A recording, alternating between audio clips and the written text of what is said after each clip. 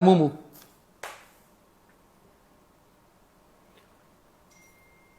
A ver.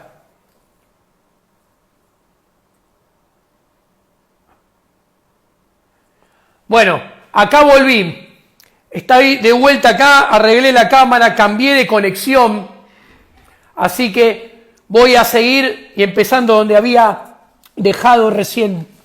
Entonces estamos diciendo, ¿cómo surge esta crisis que empezó de vuelta antes que el coronavirus? Estas crisis son originadas por los bancos centrales. Los bancos centrales crean dinero de la nada y a su vez el sistema bancario y el sistema financiero crea dinero bancario de la nada, crea crédito artificial de la nada. ¿Esto qué genera? Esto genera booms artificiales, aumentan el crédito exponencialmente y bajan la tasa de interés a 1, 0. Ustedes fíjense, ahí se ve, ese es el origen de la crisis. Cuando te dejan la tasa de interés en cercano a 0 o por debajo de 1 o en 1 durante muchos años, ese es la llama de la futura crisis, de la crisis que pasó en el 90, en el 2002, en el 2002, en el 2008 y ahora. Es muy fácil de ver. Ustedes dicen, uy, tasa de interés en 0,50, uy, qué bueno. Yo les voy a explicar en un segundo por qué eso es el origen de la crisis. Imagínense, yo les digo a ustedes, escúchenme, ¿saben qué significa que la tasa de interés sea 0, sea 1? Es que yo a ustedes les pregunto, ¿qué prefieren? ¿Que les dé $100 ahora o que se los dé en 5 años? Que la tasa de interés sea cerca de 0 implica que su respuesta sea, señores, me da exactamente lo mismo, Diego, que me la des ahora que dentro de 5 años. Ustedes se dan cuenta que esto es algo, una pelotudez gigante o es algo muy artificial, porque ustedes claramente prefieren que yo le dé todo el mundo los $100 ahora y no la promesa dentro de 5 años.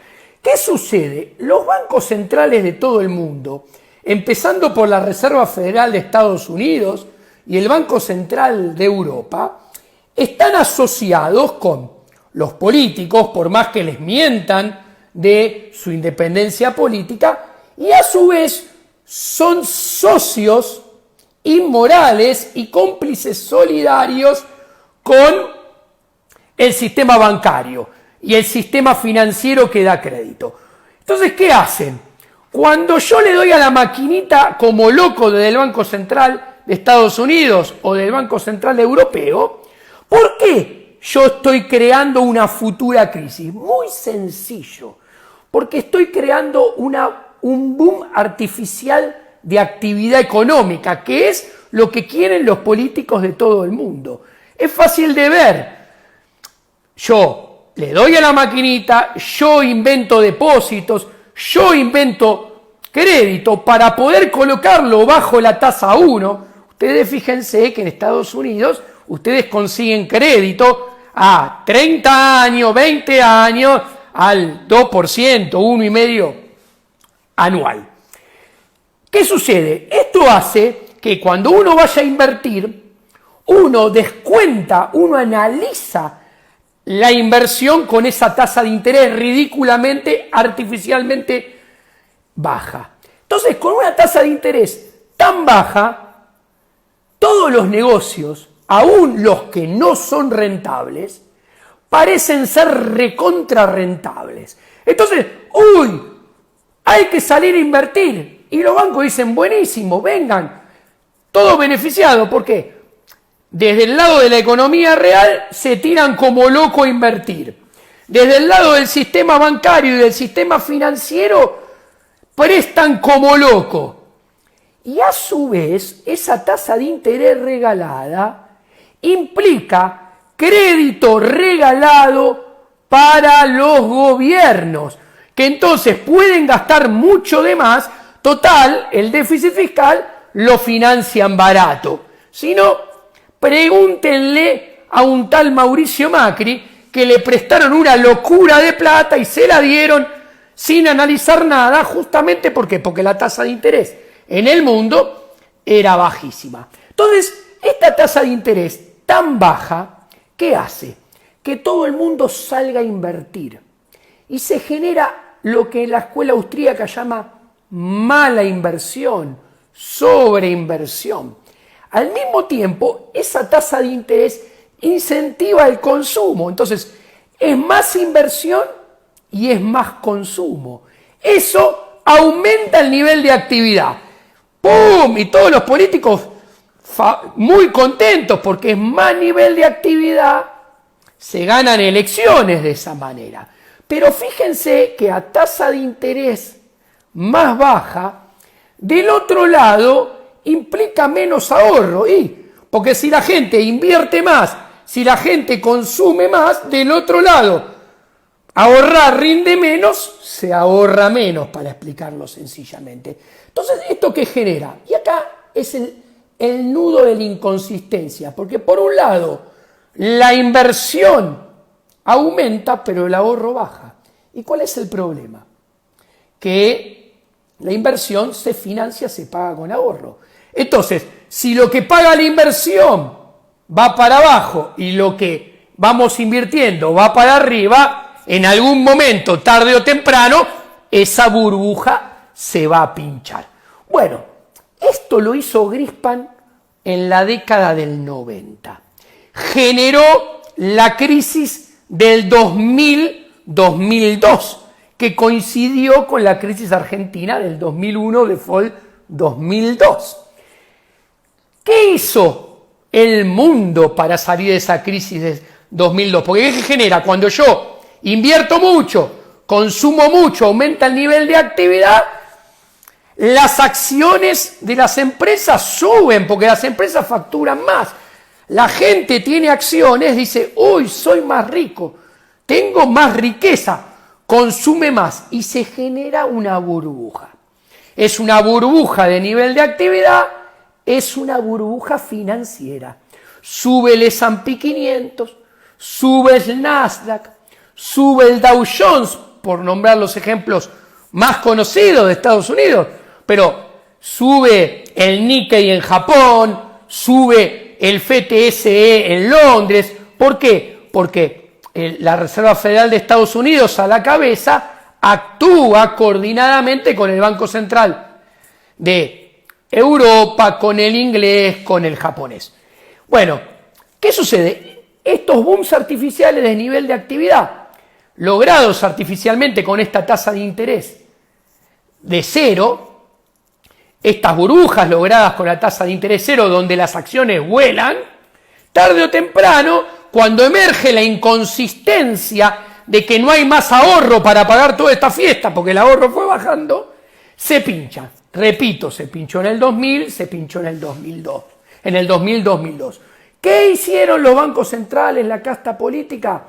Dijeron, no, tengo que emitir. Salieron y emitieron más para, primero, ponerle un piso a la crisis, lo cual no está tan mal, porque si le ponemos un piso a la crisis, pero hacemos las reformas estructurales que hay que hacer, está bien. Pero en realidad, lo que hacen los bancos centrales y los gobiernos es ponerle un piso a la crisis y seguir dándole para tratar de recrear el boom artificial y la burbuja nuevamente. Y entonces, ¿qué hicieron? Recrearon el boom artificial desde el 2003 al 2008. Un boom artificial y una burbuja más grande que la previa. Explotó la crisis de Lehman Brothers. La crisis de Lehman Brothers fue mucho más grande que la del 2000-2002, que a su vez había sido más grande que la del 90 y la del 87. ¿Qué hicieron? Bueno, ahí la Reserva Federal salió con los tapones de punta y puso el Q1, el Q2, el Q3. ¿Qué es el Q1, Q2 y Q3? Es, bueno, señores, dejamos caer a Lehman, que caiga uno, pero a todo el resto le damos a la maquinita como loco, compramos los bonos de todos los gobiernos para que puedan hacer política fiscal, aumentar el déficit fiscal y el gasto público, compramos las acciones de las empresas que están en problemas, salvatamos a los bancos en problemas, que tienen problemas con los créditos que dieron mal dados, con tasa al 1, al 2, que le prestaron a cualquiera, le prestaron a proyectos de inversión que nunca le deberían haber prestado, que no eran rentables y lucían rentables porque eran valuados al 1 o 2%. ¿Qué pasó? Bueno, nunca en la historia de la humanidad se hizo política monetaria tan expansiva y hubo un aumento de crédito tan expansivo como entre el 2008 y el 2019. Para que se den una idea, la cantidad de dinero en términos del PBI a nivel mundial aumentó 30 puntos en términos del PBI. Pasó redondeando del 95 al 125% del PBI. El crédito pasó del 80 al 120% del PBI. Y una nota de color. El crédito total, antes, el 16% eran para los gobiernos. Y ahora es el 32%. O sea, se duplicó esta burbuja de darle a la maquinita, inventar dinero, inventar depósitos, inventar dinero bancario, inventar crédito, financia la cada vez mayor intervención de los estados en la economía. De hecho, las regulaciones de los bancos centrales en los sistemas financieros son cada vez mayores. Entonces, esto es muy importante. El mundo, en 1989, cayó el muro de Berlín. Parecía que el mundo había virado definitivamente al consenso de Washington y que había ganado el capitalismo. Bueno, esta noción duró 10 años. A partir del 2000, la izquierda se empezó a reorganizar con China y Rusia, ya con poderío económico anclado en pseudo-capitalismo que le da poder económico. Pero el problema es que desde el 2000 para acá, el mundo, suave pero sostenidamente, es cada vez un poco más socialista.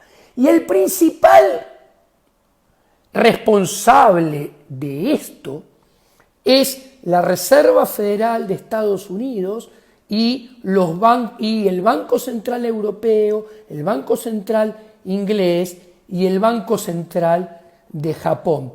Que, a ver, hoy en día tenemos 95 trillones de dólares en el mundo, de los cuales el 10% es físico. El otro 90% es dinero bancario financiero. Y esta burbuja, que es la más grande de la historia, a final del 2019 el mundo estaba parado en la burbuja más grande de la historia y se empezó a pinchar. Se empezó a pinchar antes de que el coronavirus llegara a Occidente y antes que los gobiernos tomaran medidas de parar el PBI. La economía se estaba dirigiendo antes del coronavirus en el mundo a una crisis similar a la de Lehman. Ahora, el mundo en este 2019 se dirige a una crisis más grande que la de Lehman. ¿Por qué? Ya se dirigía tal vez una crisis más grande porque obviamente si la burbuja que crearon post-Lehman era más grande que la burbuja de antes de Lehman, y cuando se pinchara era muy probable que esa caída, que es la que empezamos a vivir ahora, fuese también más grande. Pero ahora encima hay que agregarle el efecto negativo del shutdown, o sea, del parar la economía de todos los gobiernos del mundo por la pandemia. ¿Ok? Entonces, la economía va a caer mundial más que con Lehman. Con Lehman, el mundo venía creciendo antes de Lehman a más 4. Después de Lehman, o por resultado de Lehman pasó a crecer menos 1.5, menos 1.8. O sea, el mundo cayó 6 puntos por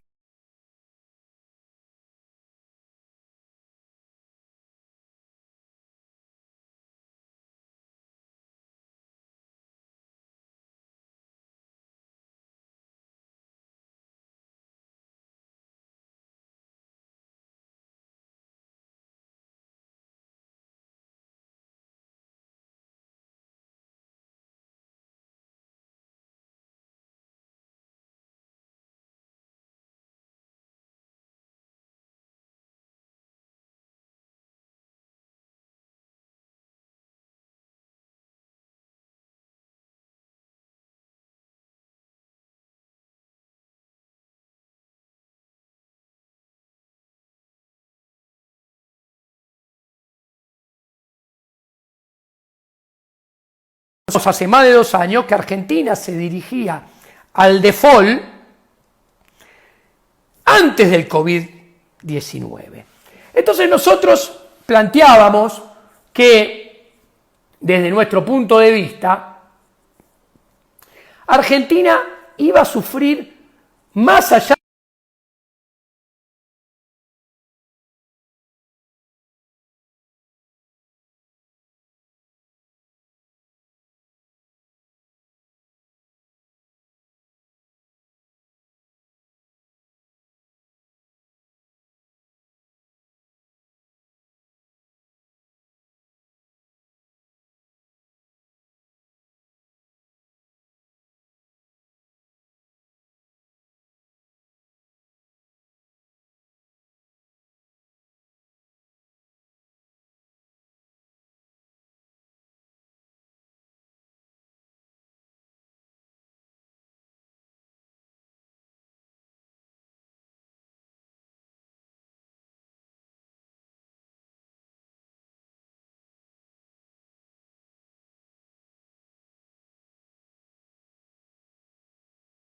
constante, entonces cada vez puede producir, a ver, me dicen que se corta, a ver, voy a empezar.